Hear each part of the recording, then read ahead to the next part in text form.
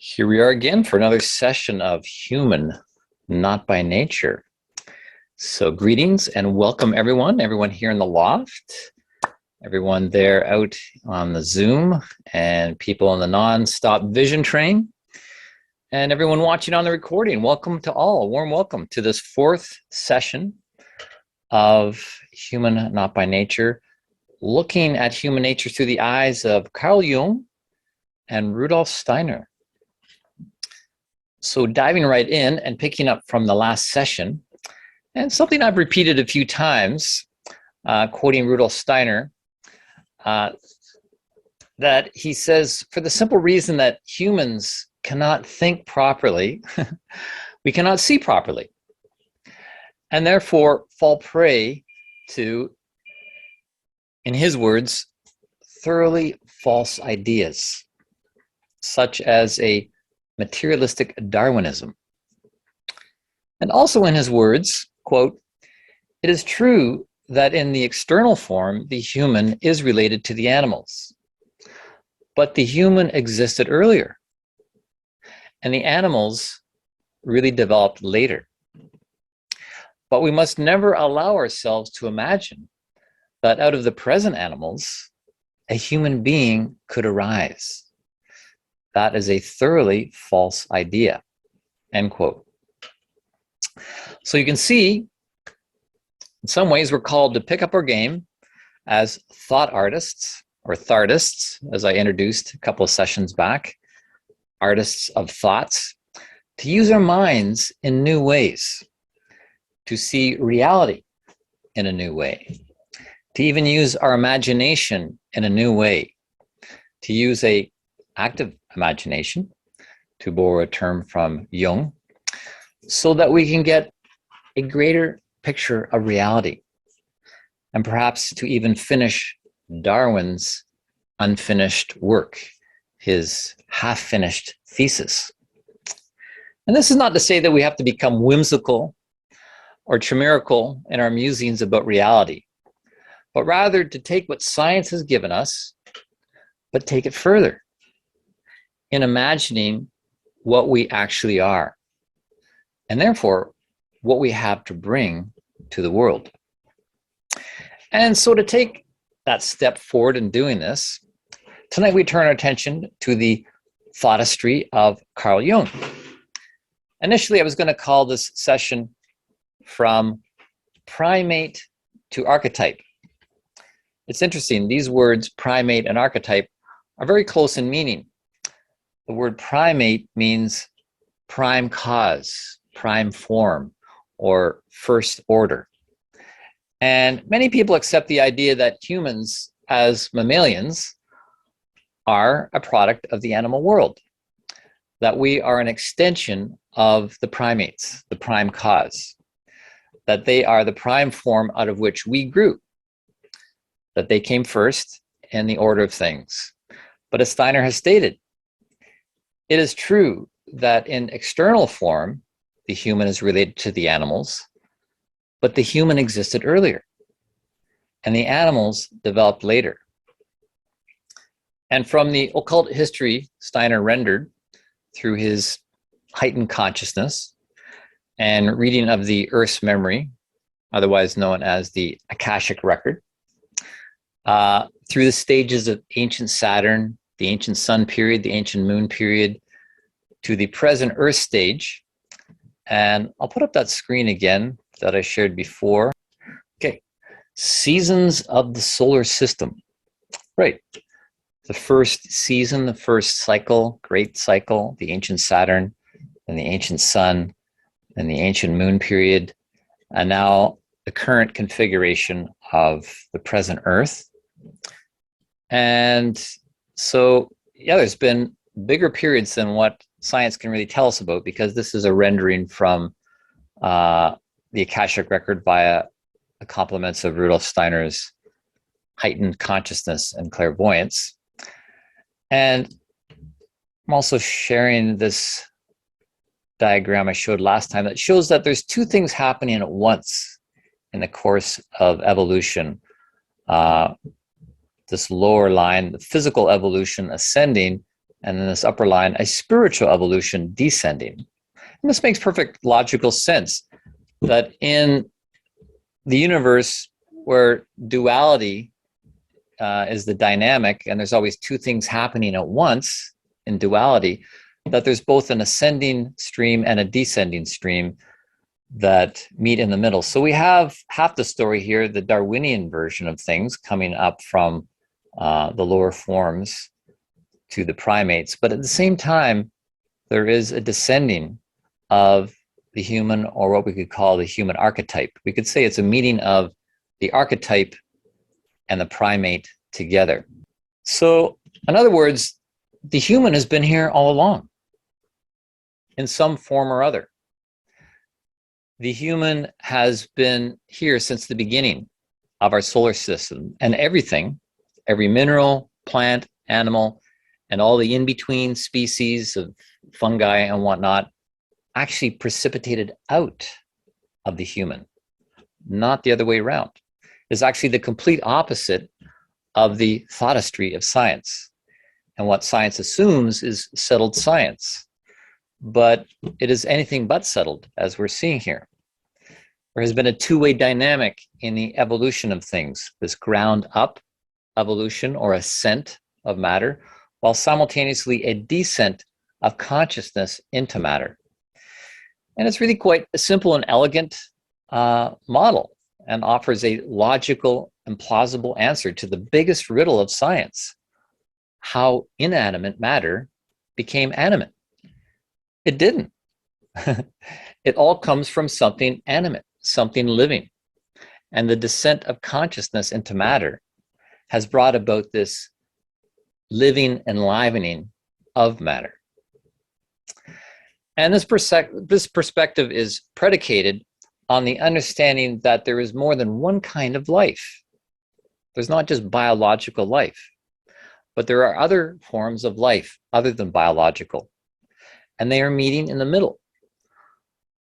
One form of life is evolving, while the other form of life is actually involving. So you have this evolution complemented by involution taking place here on the earth. It makes sense in this dualistic universe that there's always two things happening at once. So in fact, humans are not the result of evolution, but actually the cause of it, the prime cause, not the other way around, as science believes. And another way to put this is that animals and the other forms of nature are held back humans. They are held back humans. I'll put up this other chart now. That through these stages that we just saw, the ancient Saturn or the old Saturn, old sun, old moon, and now the current stage of our solar system in terms of the occult history, from the very beginning was the human. The human was in kind of the level of what minerals are today. And through these stages did continue to progress to eventually become a human. But then there was also humans that didn't make the grade at each stage and became the mineral, plant, and animals of our current stage of evolution. So all these other life forms are actually humans that are held back.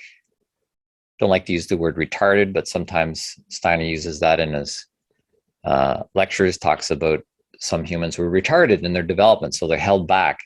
But it's actually serving as the foundation upon which the rest of the levels are able to stand. We stand upon the mineral, plant, and animal kingdom as humans.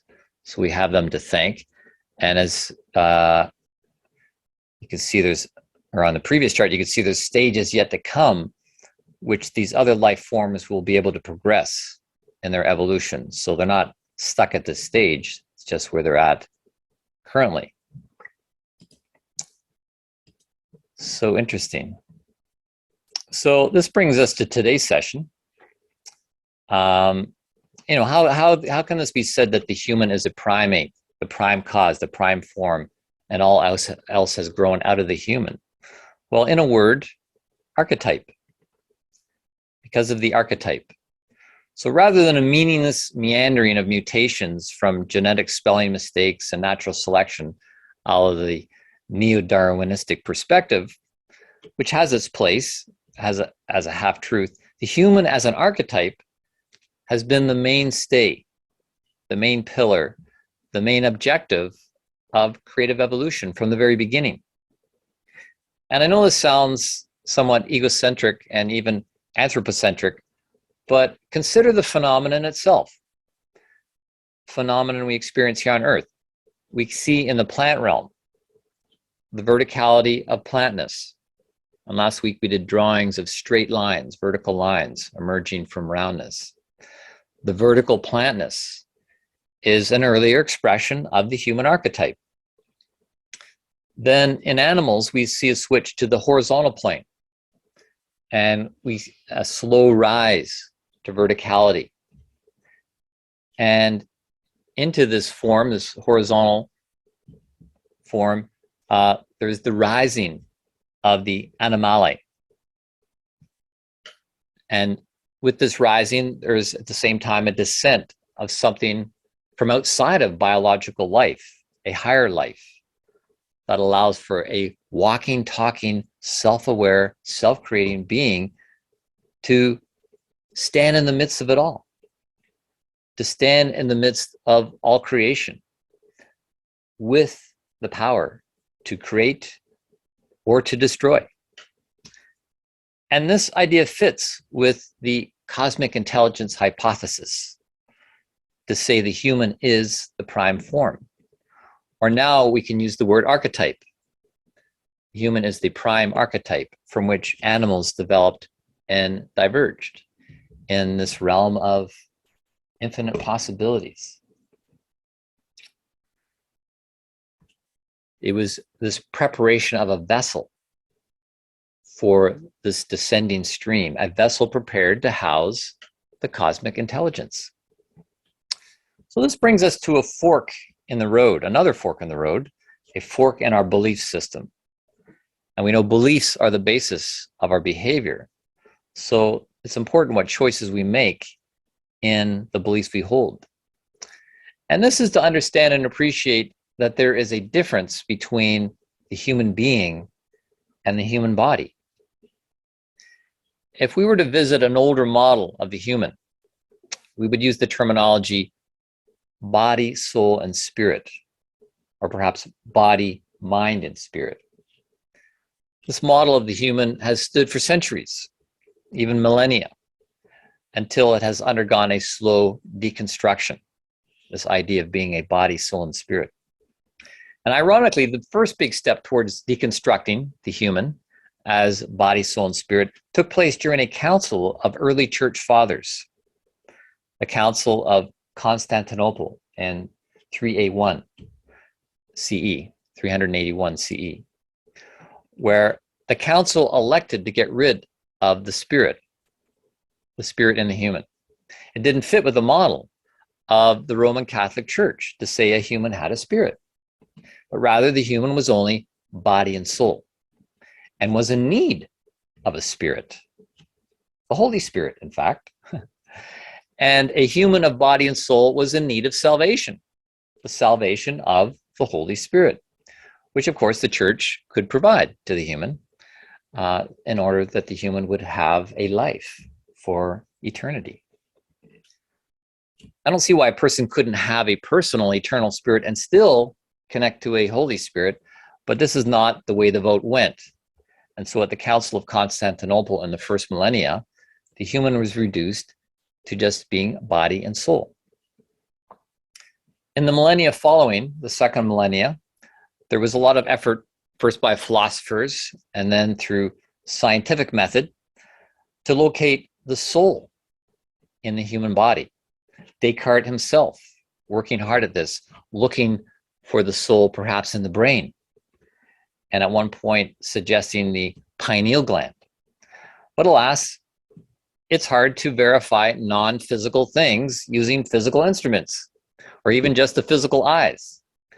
And because our current scientific methodology strictly stipulates that unless something can be proven, it doesn't exist, So alas, the human took another hit, being reduced to just a body, no longer even a soul. And so, as we enter the third millennium, we must certainly feel like a naked ape, stripped of our spirit, stripped of our soul, and now just a body. And even that is in a tenuous position, as atomic science sees how there is more empty space than solid in the atomic fabric of things. Our body is barely there. We are seemingly just wisps of energy. But this is where the work of Goethe comes to our salvation. Good old Goethe. Goethe gets us to stand back from all the quantitative calculations of science and to just be with the phenomenon. Phenomenological science, as he called it.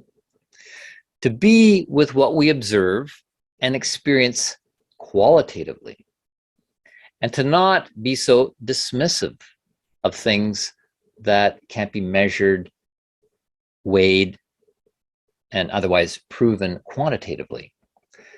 In other words, to not lose sight of the forest for the trees. Goethe's approach gets us out of our heads and gets us out of our head thinking and to think with something else, perhaps with heart thinking or soul thinking, or dare I say, to cognize with heart and soul, rather than just logic and numbers, calculating as if the brain were just meant to be used as a computer. So in our thardistry, we can turn to other ways of using our mind, as with Goethe, who was a great inspiration, in fact, to both Rudolf Steiner and Carl Jung. And in doing so, we cannot help but notice we are digging up dead old European guys. Have you noticed? Is there really any hope for the future, digging up dead old European guys? But they are fringe dead old European guys. They were never mainstream, but neither was Tesla and so many others who have been proven to be right after they're dead and gone. Because things from the fringe eventually make it to the center, make it into the mainstream if there's validity in their ideas, if there is truth, and that the truth of it can no longer be suppressed as it was with Tesla. It may just take time for the rest of humanity to catch up with these dead old guys because they were ahead of their time. And so even though Jung and Steiner are dead, they still have their audiences and they're actually growing larger. Why? Because they went farther afield in their research, deeper into the unknown, into the unconscious of things, and brought back fruits of their labors for humanity when humanity is ready. Steiner and Jung went to the fringe, beyond the physical body, into the realm of soul and spirit, to rescue the soul and spirit from the trash bin of materialistic science. And in this regard, Jung and Steiner make a perfect pair as champions of the soul and spirit, respectively. And in fact, there was a book about Jung and Steiner, which was a very nice book to read, seeing I've been studying both of them for over 30 years and trying to put them together in my own mind. So this book does a nice comparison of their work. And the reason it's important to bring these two luminaries together is because they each address different but complementary pieces of the human puzzle. Jung focusing on soul work, while Steiner focuses more on spiritual work. When you think of the human and what you may have been taught about what the human is, you may think we're nothing more than a physical body, a brain on legs to get around. right? The brain is a computer, the heart is a pump, the liver is a waste treatment plant, the kidney is a chemical factory, which is something we'll look more in depth at in the next session when we look at transhumanism, as well as transgenderism and other trans issues. But what has been left out of this model are components that all our ancestors regarded as important parts of what it is to be human: our soul and spirit. These are apparently not significant in the modern scientific model, or simply because they can't be proven by current scientific means. If it can't be proven, it can't exist, right? Science also says you can't prove there is life after death, so it must not exist. Well, science can't disprove there is life after death either, which is something we'll be looking at in session 6. Life after death just so happens to be something that everybody, everywhere on Earth before us, before this last little blip of time since the scientific revolution, believed in it, along with the belief in the existence of a soul and spirit.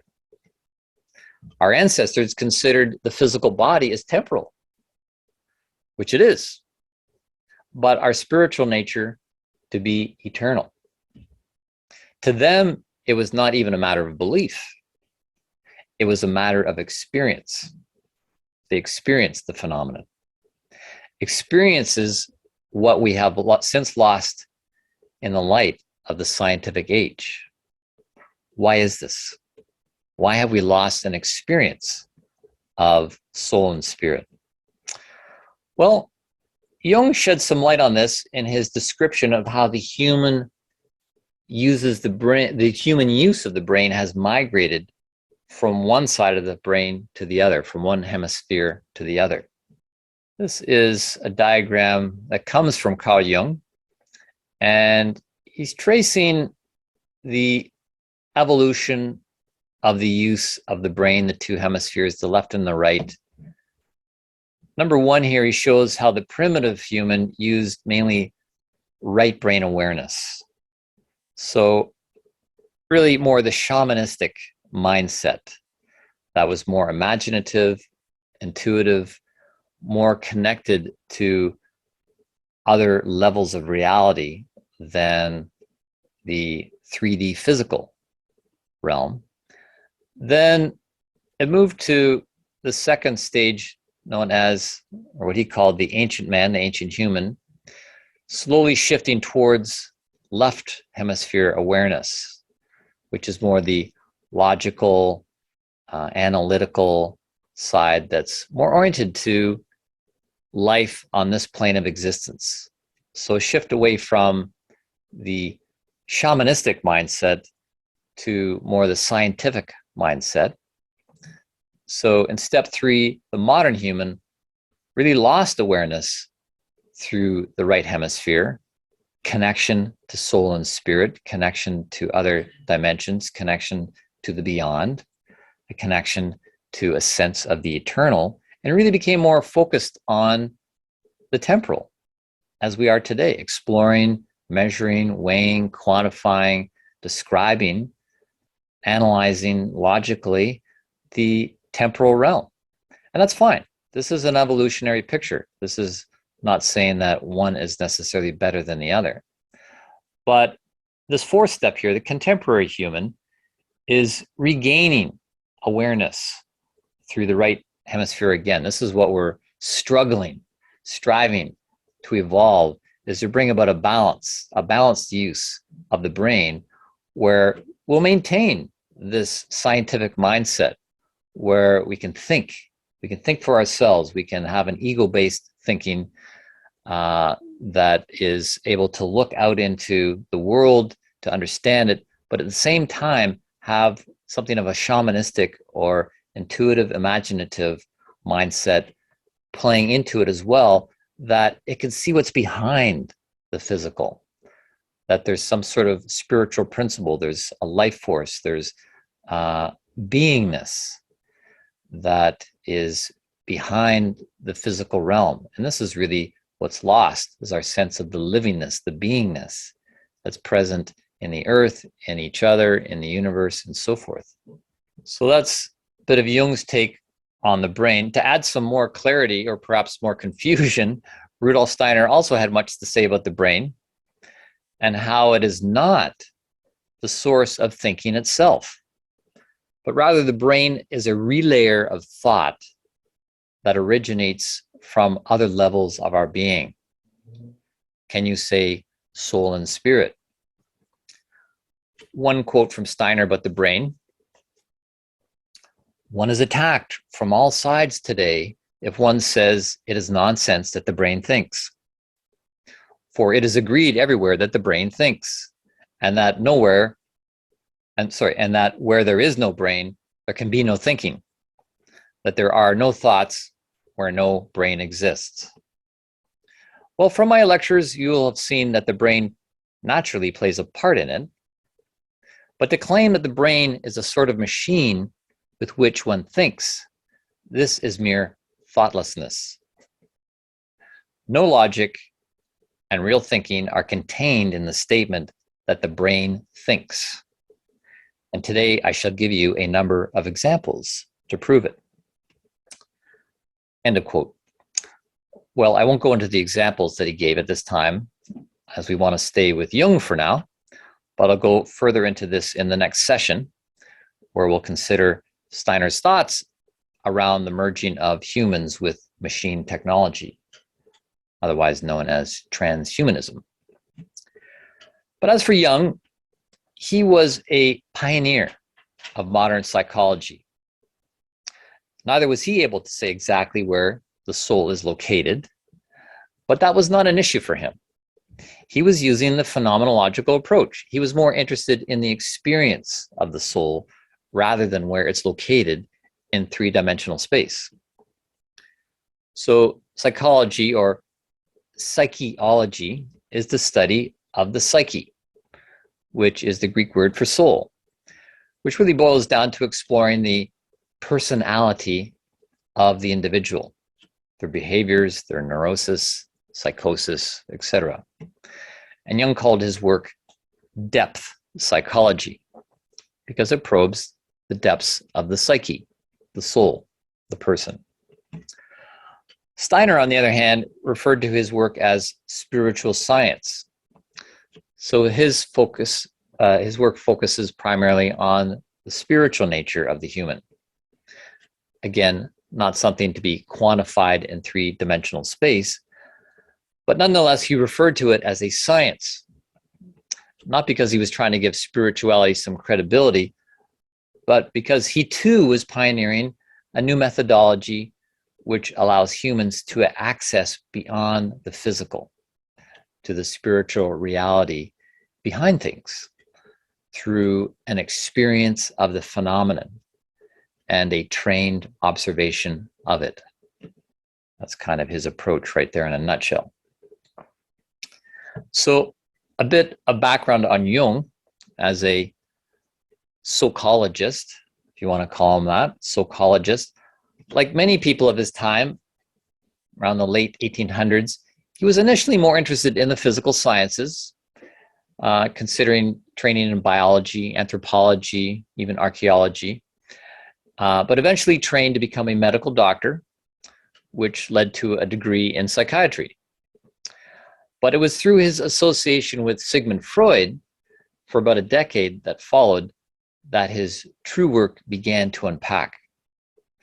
Both Freud and Jung were interested in exploring the interior of the human being, beyond the brain, to make the unconscious conscious, asking the question, what is the cause of psychosis and how can it be treated? Which led them to the doorway of dreams, where in fact they would go on ship cruises together, where they could sleep and have dreams, and then come together and analyze their dreams. As an apprentice to Freud, Jung was able to absorb a lot of what was considered the cutting edge of psychology at that time. But it was also the fact that Jung was somewhat caught in the middle that his true genius began to unpack. caught in the middle, because Jung had originally considered becoming a minister in his early life. And so the seeds of his spiritual aspiration were still playing into his perspective of things. So the Freudian model that he was exposed to on the one side, which views most of our unconscious impulses to be urges of our animal instincts in a Darwinian sense, was not a picture Jung could fully buy into. You could say Freud was looking for the source of things in the psyche in the dog nature, while Jung was looking for it in the God nature. Dog and God being the opposite spelling of each other and opposite sources in principle. The basis of Freud's model was that the human had evolved out of the lower primates, a la Darwin. They were the prime form. Whereas Jung was looking for the prime form elsewhere, and what he came to call the archetypes, or Urtype in German, which is a word he borrowed from biology, namely Goethe. Goethe coined this term in 1807 when he was doing his research into the archetypal plant, the Urpflanze, and the Urtype, archetype. The word archetype comes from two Greek words, arche, meaning the beginning, origin, or first position, and typos, meaning type, model, or stamp. And so this word archetype gets used to refer to a pattern or a prototype around which everything else is modeled. The word architect refers to the prime or chief technician or builder of something, the architect. In our case, we're saying that the architect is the cosmic intelligence. It's the prime builder, the living cosmic intelligence that has produced the living earth and everything living within it. That is why the overarching title of this series is Human, Not by Nature. We're not human by nature, but by virtue of the cosmic intelligence working in nature. An example of an archetype, well, I showed some in the first session when I showed pictures, which I will show again now, pictures of the mother and child. Mother holding a child. There's one from Middle Ages. There's a beautiful one more contemporary. I love the baby suckling at the breast while there's a hummingbird suckling on a flower. There's a third one here, baby suckling at a breast. Looks like roots of a tree or the crown of a tree connecting mother and child. This is an archetype. The image of the mother and child is archetypal. It doesn't have to be any specific mother and child. We just recognize the eternalness of this pattern, an archetypal pattern. Or if you heard the words, make your mama proud, make your mama proud, there's something archetypal about that phrase. It's archetypal to want to make your mama proud. We can feel that. The chair you're sitting on could be said to be archetypal. You're sitting on an archetype. Even though there are thousands of different kinds of chairs, there's only one type, typos. We recognize the type, the pattern of a chair, and so you sit on it rather than sitting in the kitchen sink. The world is full of archetypes. In fact, you could say the world is made up of archetypes. Or as Goethe put it, anything temporal is symbolic. A symbol is an archetype. And a symbol always represents something else. it points to something else.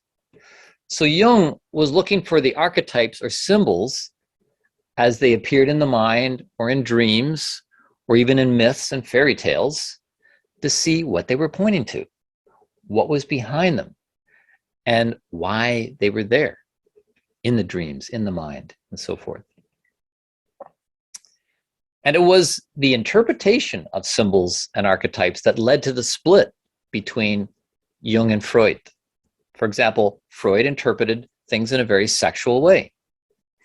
He introduced this idea of the Oedipus complex. This, Freud said, was a desire for sexual involvement with the parent of the opposite sex, sense of rivalry with the parent of the same sex, which is to say, a child has an unconditional sexual desire for the opposite sex parent and a hatred for the same sex parent. He really reduced this impulse down to a sexual impulse. Freud considered that the child's identification with the same sex parent is the successful outcome of the complex, otherwise it may lead to neurosis. He then later expanded his theory to include the ideas of a boy's castration anxiety and a girl's penis envy. But in the end, the Oedipus complex is not well supported in empirical evidence. And Rudolf Steiner actually took issue with a lot of how psychiatry, psychology, and psychoanalysis were developing as he was around at that time in the early 20th century.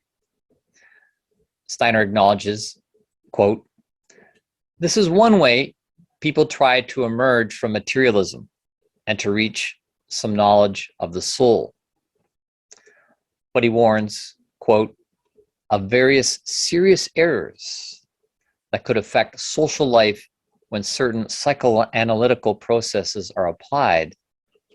Half-truths are more harmful than complete errors," end of quote. In this connection, Steiner was referring to Freud's sexual theory in particular. Steiner's position shows the essential difference between the spiritual scientist and the psychiatrist. Steiner's understanding of reality always includes the spiritual dimension. Jung, on the other hand, focused primarily on the alleviation of psychological suffering. Steiner states, quote, "Jung approaches the matter as a physician. It is important that patients are treated psychologically and therapeutically from that standpoint," end quote. But we have to ask, how much of this sort of treatment is a Band-Aid solution? And how much is getting to the spiritual, the moral, and the karmic causes of psychological suffering? Steiner goes on to say, quote, "Everywhere we find important facts that can only be successfully dealt with by a spiritual psychology, At least psychoanalysis has made us aware that the reality of the soul is to be accepted as such, but they are neither able or willing to approach spiritual reality," close quote. And the same applies today.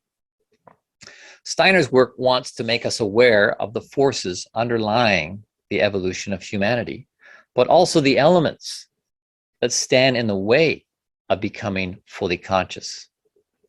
This is an important aspect of his work, as he says, quote, "Behind the scenes of world history, spiritual forces are at work, both in good and bad ways.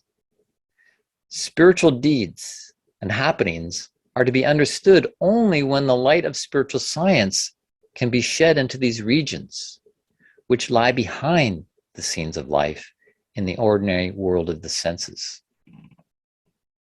close quote. So Steiner's highly developed consciousness and clairvoyance allowed him to see into the future, that at a definite point, humanity is destined to develop higher capacities of cognition, to be able to perceive spiritual reality as he did and as he had. It's built into the archetype of the human to have these capacities, just as it's destined for a rose seed to become a rose bloom. It's following the architecture of its archetype. And likewise, humanity will follow the architecture of our archetype to bloom. It's in humanity's destiny to develop consciousness, to recognize the reality of the spirit, and thereby attain full maturity of the soul. As Steiner puts it, quote, that they should become conscious of certain facts that have so far been hidden in the unconscious, and that they master the situation revealed by these facts. Close quote. So he's saying things are hidden to us because they remain unconscious. But when we make them conscious, which is our destiny, then we'll be able to master things much more because of what's revealed through spiritual facts. Steiner had hope that if there was a continued spiritualization of psychoanalysis, it could lead to the realities of the spiritual realm. Quote, I can assure you that in terms of knowledge and study of the soul, these psychoanalysts are far ahead of what psychiatry and psychology currently offer in the universities, end quote. And in the end, Steiner actually refers to Jung as one of the better psychoanalysts. So it was good that he had some approval of Jung's work, even though they never met. They weren't associates, but they were alive at the same time and knew of each other's work. So yeah, Jung was considered one of the better psychoanalysts, and he was.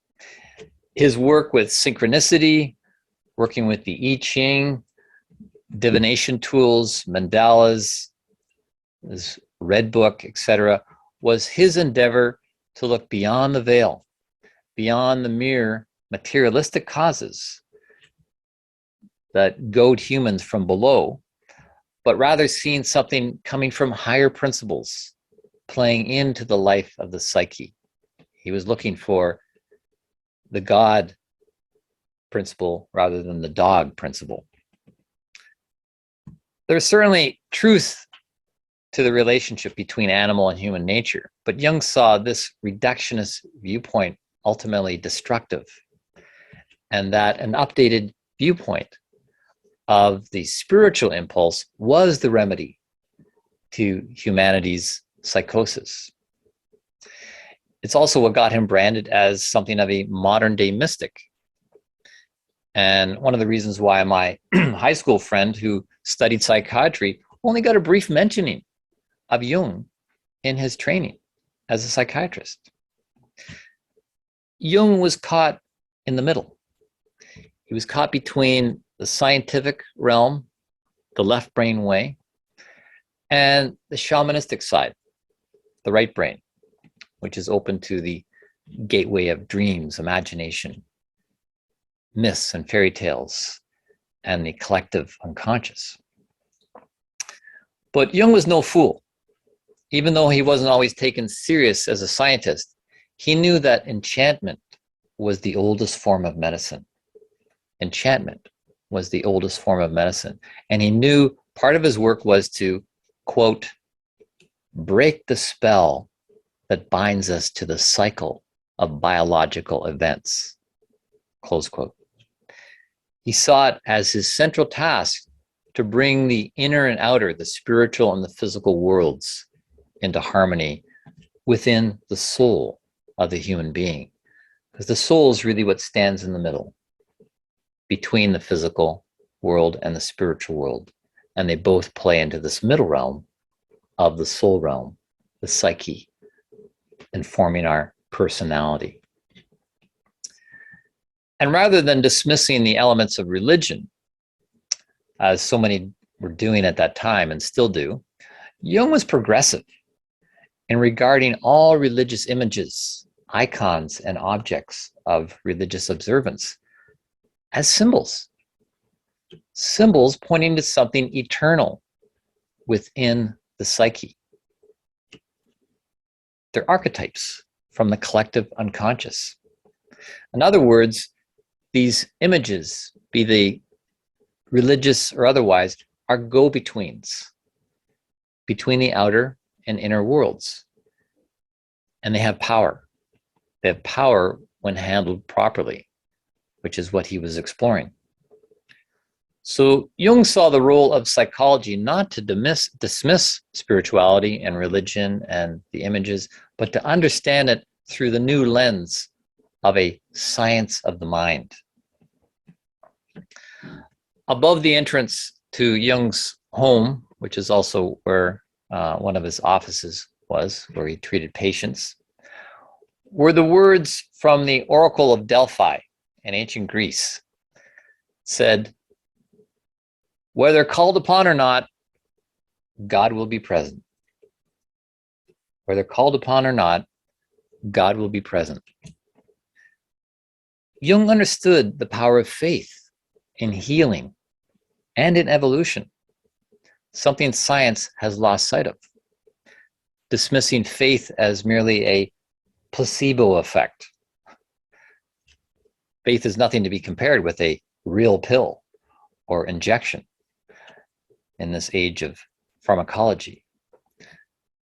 Jung had a conviction that sooner or later, the underlying spiritual realities of a person's psychological battle eventually had to be addressed. He knew that. He knew it was ultimately a spiritual battle.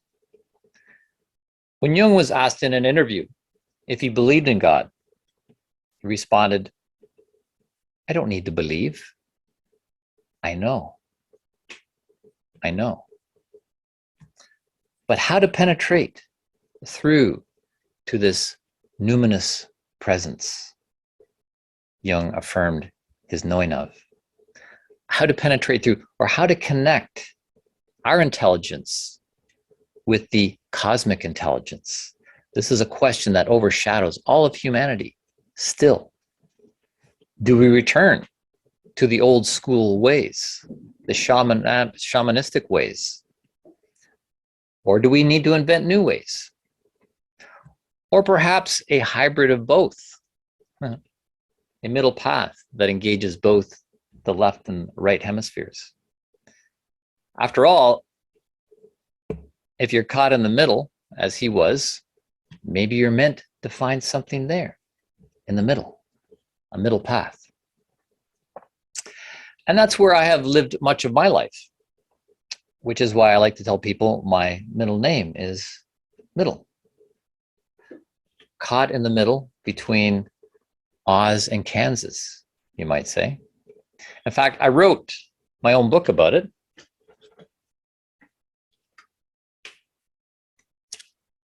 Secrets of the Yellow Brick Road, a map for the modern spiritual journey. Yeah, Jesse Stewart. This book looks at the fairy tale of the Wizard of Oz as an example of symbols that represent different parts of the human psyche. It's not only a self-help book, it's a get to know yourself guidebook. In it, I demonstrate something that is akin to Jung's active imagination, which I call the Ozscope, a technique which I've used with clients as a spiritual psychologist in hundreds of sessions over the past 30 years. And I teach it to people in the spiritual boot camp that I run. But rather than explaining it, I am going to invite you to experience it as part of our artistic activity for this session. It's something of a guided meditation. And after we're finished, you can get your paper and pencil crayons to draw what came through for you in the Ozscope. So this is, of course, optional. You don't have to do it, but if you'd like to do it, I invite you to get comfortable, to get yourself into a meditative position. You're going to want to have your eyes closed because we're going to be using the inner eye and imagination. And we're going to take an imaginary trip across the Rainbow Bridge into the magical land of Oz. So just connect with your breath, allowing each breath to relax you. Each breath taking you deeper into your interior realm.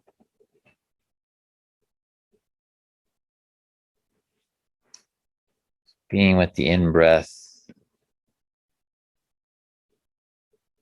being with the out-breath.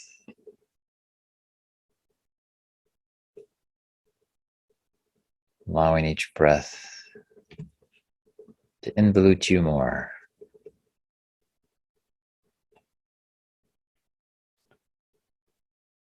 And as you turn inward, we're going to approach the Rainbow Bridge. And as we approach the Rainbow Bridge, a color is going to come to meet you and greet you. Just be with whatever color comes. Be with it. Breathe with it.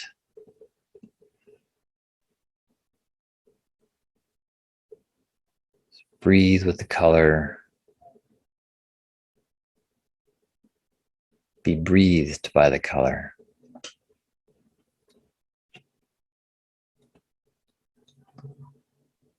Just allowing the qualities of this color to work upon you.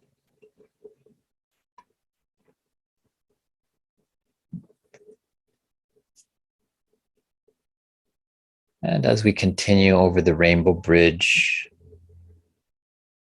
another color comes to meet you. Again, just note the color, be with it, breathe with it, as the color is with you. Allowing it to guide you across the Rainbow Bridge.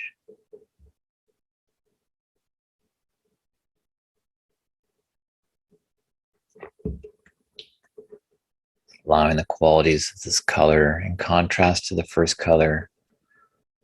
Just massage your insides.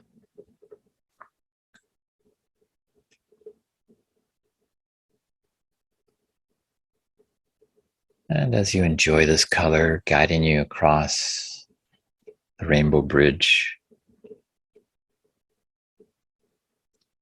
will be another color to come to meet you and greet you and guide you across.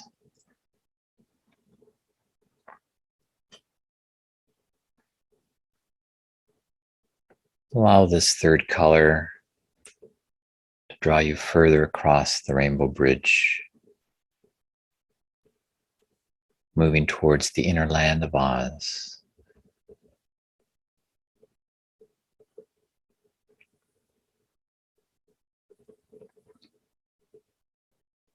And as we get to the other side of the Rainbow Bridge, and are about to enter the inner land of Oz, see which one of the Oz characters wants to be the first to come and meet you. Could be Dorothy, Scarecrow, Tin Man, Lion, Wicked Witch, Not So Wonderful Wizard, a Good Witch. Which one of those 7 Oz characters comes out to meet you in the land of Oz?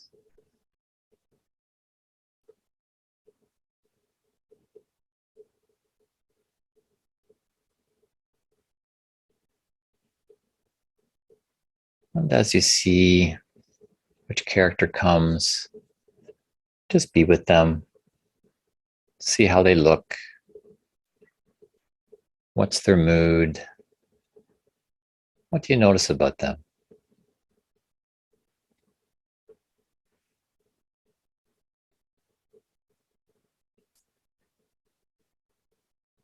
What do you notice about the surroundings around this Oz character?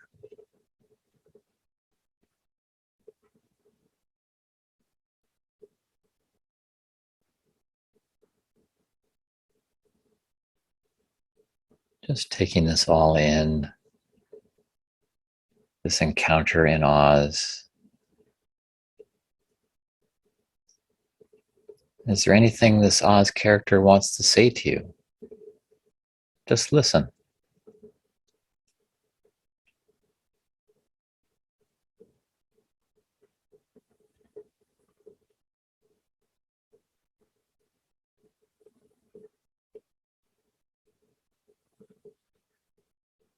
Whatever you notice, whatever you see, whatever you hear, just make a note of it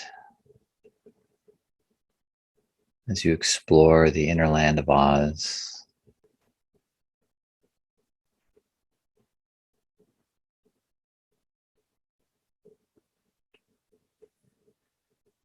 And we can also ask if there's any other characters about, anyone else in Oz that would like to come out at this time. See what comes.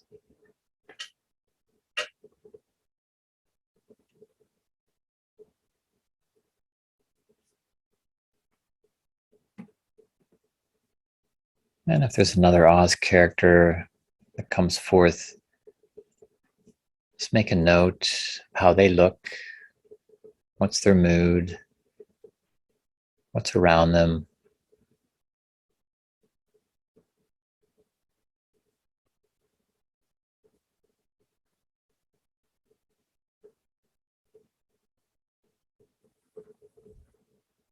And is there a relationship between the second character and the first character in Oz? What is the nature of their relationship?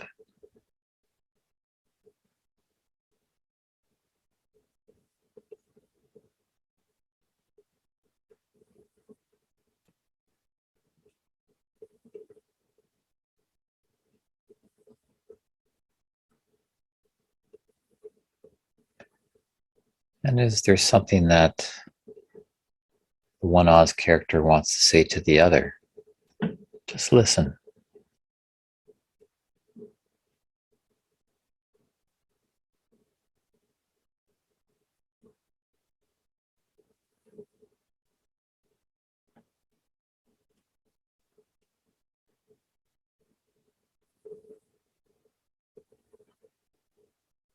Just make a note of what has come, what's been said,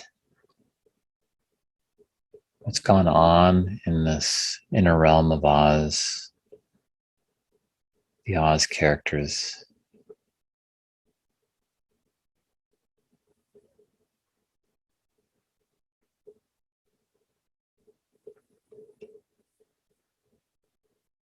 Just being grateful for what has come.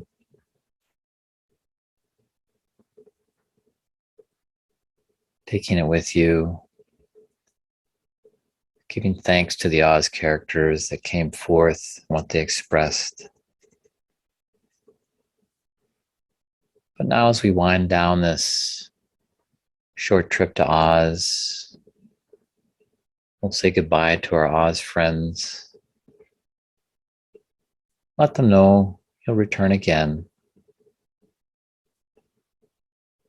But for now, we'll turn our attention back to the Rainbow Bridge, taking with us what we've gained.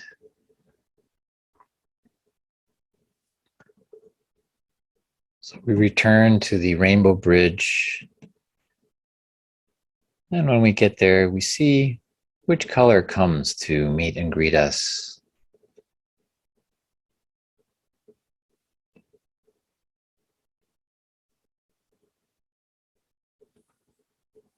What color is there to help take us back over the Rainbow Bridge? Just be with that color.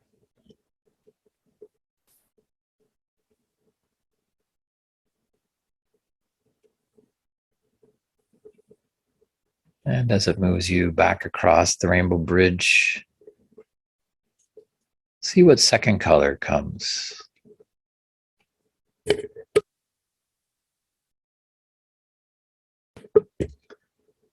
What's the second color to help you cross the rainbow bridge, leaving the realm of Oz? Just be with that color, breathe with that color.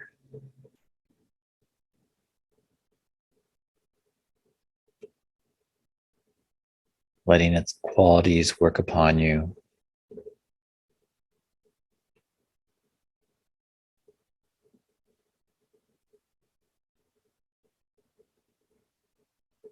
And as you move across the rainbow bridge, see if there's a third color to come to take you across the rainbow bridge,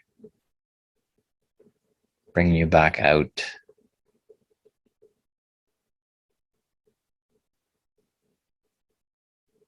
Coming out from Oz and back to the outer realm of Kansas.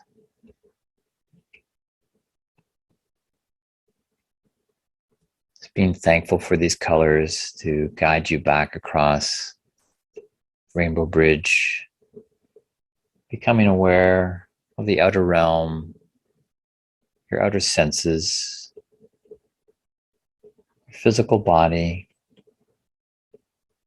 wiggling your fingers and toes, awakening to the outer Kansas as we close off our trip to Oz. Just letting each breath bring you back into awareness of the room around you, awareness of my voice, awareness of yourself sitting on that archetype of the chair.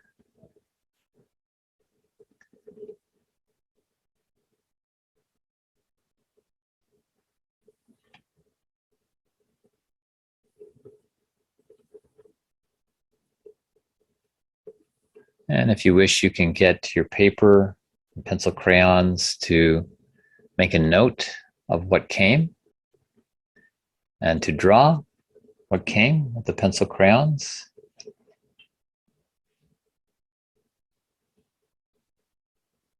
To make more present to yourself here and now what came to you there and then.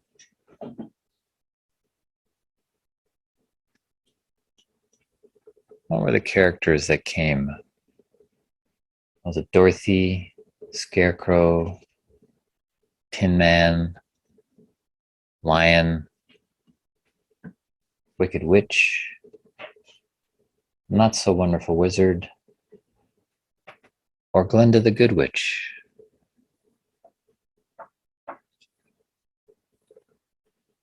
So drawing and noting what you've got, so you can review it again when you do your Rakshal this evening, which I'll speak of in a moment. So in the next session, session 5 of the 7, we get into trans issues, trans everything, transmutation, transgenderism, transhumanism, and transcendentalism. So more of human, not by nature. And I'm going to give the human assignment for the week, and then we can have comments and questions, followed by some music making for your meditative, artistic, and dining pleasure. So the human assignment, first of all, is some thoughtistry for you as a thartist. How were you raised? How balanced are you between the left brain, analytical and logical thinking, and the right brain, imaginative, intuitive cognition? Is one side stronger than the other? What side needs more strengthening and integration? And how might you go about that? That's the first assignment. The second is an artistic exercise, which is to repeat the Oscope exercise. Just as we did with the eyes closed and in a meditative state, take yourself across the Rainbow Bridge and into the inner land of Oz. When you enter, see which Oz character comes. Is it Dorothy, Scarecrow, Tin Man, Lion, Wicked Witch, Not So Wonderful Wizard, or the Good Witch? How do they look? What is their mood? What is their surrounding? What is your connection to them? Is there another Oz character that wants to emerge? And how are they? What is their relationship to the first Oz character? When finished, return across the Rainbow Bridge to the outer realm of Kansas and take time to draw and journal your experience. And the third and final human assignment for the week is, any guesses? Me. Can I guess? Please. Rickshaw. Thank you. Right. Brilliant. Genius. You're using both sides of your brain, Michael. Happy to hear that. The Rickshaw. Take a few moments each day to review the events of the day in reverse order. View yourself from an objective, higher perspective, going through your day backwards. What do you see? What are you shown? What do you learn about yourself? This is a way to strengthen many things, including mental picturing, memory, empathy, and self-knowledge, as well as connection to your higher self. So that's the human assignment, home play for the week on the archetypes and the collective unconscious, which is another book I've got here, written by Carl Jung, who wrote numerous books and papers. The Archetypes and the Collective Unconscious. Not necessarily an easy read, but not bad. I actually find that if you want to get into Jung, there's numerous other writers, many of them Jungian analysts who are working in the field, working with this material, and have taken Jung's ideas, they've digested them, and they've gone into some certain aspect of the work. For example, Jungian interpretation of fairy tales. Very interesting to explore that and to see how fairy tales and myths are like psychological portraits. They really are portraits of humans' interactivity, the interplay of different aspects of the one psyche. So, yeah, there's actually a great online bookstore called Inner City Books that distributes only books written by Jungian analysts. And just even looking at the titles is enough to stir the imagination. So, okay, it doesn't matter how it looks, but so I'll just show it for a second.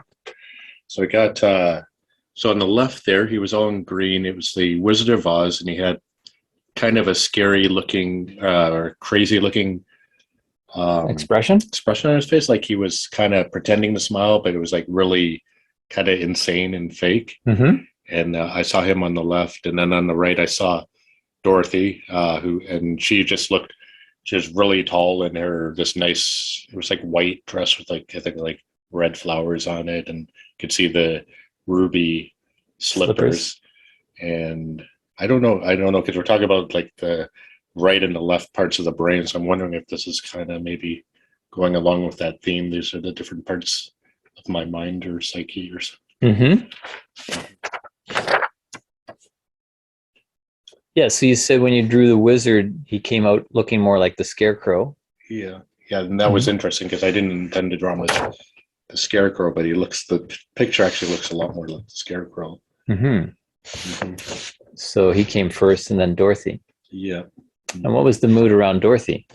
Dorothy was she was like very grounded and tall. She was like standing in her power. And well, it was like a contrast, whereas the Wizard of Oz, he was like trying to fake it, but he was like really not doing a good job. Mm-hmm. So it was almost like he was like trying too hard. It's like, hey, I'm okay, but he really wasn't. But Dorothy had it all together and was like just there, solid. Great. Okay. Well, I'm not going to do a big analysis on this, but just perhaps to explain a little bit of how this process works of the oscope, because these are meant to be revealing of something of our own inner portraiture and how we're configured amongst these 7 main archetypes. And it's interesting, this fairy tale was written right around the same time that Rudolf Steiner was doing his work. And I found that The Wizard of Oz really is a very holistic fairy tale, and that it covers the different parts of our interior, Dorothy representing the central self, right? The egoic self that does hold it all together at the center. And you said she looked like she had it together, right? And then, of course, the scarecrow, he was looking for his brain, so he represents our thinking. The Tin Man's looking for a heart, so he represents our feeling realm. The lion was looking for courage or will, so he represents the will part of the psyche. And then, the wizard, he is that part that is kind of pulling to one side, right? He's not being authentic. He can be the part of it that's kind of the trickster and whatnot. To the other side, there's the wicked witch, who's overtly evil and wicked. So they kind of balance each other, the not so wonderful wizard and the wicked witch, or I should say counterbalance each other. And Dorothy in the middle has to deal with these dualities of life, this polemic between witch and wizard. And of course, then there's Glinda, the good witch, who is kind of the overseer of it. She is kind of like the hierophant or the initiator of this initiatory journey that Dorothy has going into Oz on this journey of self-creation. So with the Ozscope, you get a picture of how things look. Now, we could maybe derive some information from this. Maybe you need to do some work on this wizard side, to get him more integrated with Dorothy. Dorothy and the wizard need to be doing some things, and we would figure out, what does that mean? What does that entail? And then you would go and you would live in Kansas, right? We're out in Kansas here. So you live life in the outer realm, testing yourself and how you're integrating, how you're developing these parts of your soul and spirit. And then we would do another Ozscope, in a week or a month or something like that. And we would see what would come then. And we'd be able to compare it with the first one to see, what kind of growth has taken place through, the forging of ourselves in Kansas. And we go back to Oz and get a picture of what's happening on the inside. Because everything in Oz is reflected outwardly in Kansas. Like, that's a basic principle of life. As in Oz, so in Kansas. What's on the inside gets manifested outwardly. So, we're so focused on the outside, trying to change things on the outside, trying to change our physical body and change everything around ourselves, and really missing the point of being here is to go within and make the changes there, and then see how it's mirrored outwardly in our external Kansas. So I hope that's helpful for you and everyone else. Yeah, thank you. Giving some of the background of this Ozscope, as I said, is really based on ideas that Jung was working with, and Freud, to explore the soul life through the filter of symbols, images. And Jung worked with what he called the active imagination, where he would lead people into a similar state and just get them doing kind of a stream of consciousness, speaking to reveal what's going on inside. The active imagination is kind of a step further than dream interpretation. Dreams happen when you're unconscious, when you're asleep, which is valid too to a certain extent. But with Steiner, we really want to become awake in this work. We want to maintain consciousness to be able to go in and access things through symbol and whatnot, because that really is developing the new clairvoyance, the neo-shamanistic mindset that we are destined as human beings to give birth to. And so doing this kind of work actually accelerates the process. I've found working with the Oscope with hundreds of people over the years that it really accelerates the growth because it accelerates self-knowledge. It gives the mind more information to work with as to the whys and wherefores of their existence. And then they can get more to the point on why they're here and what they're working on.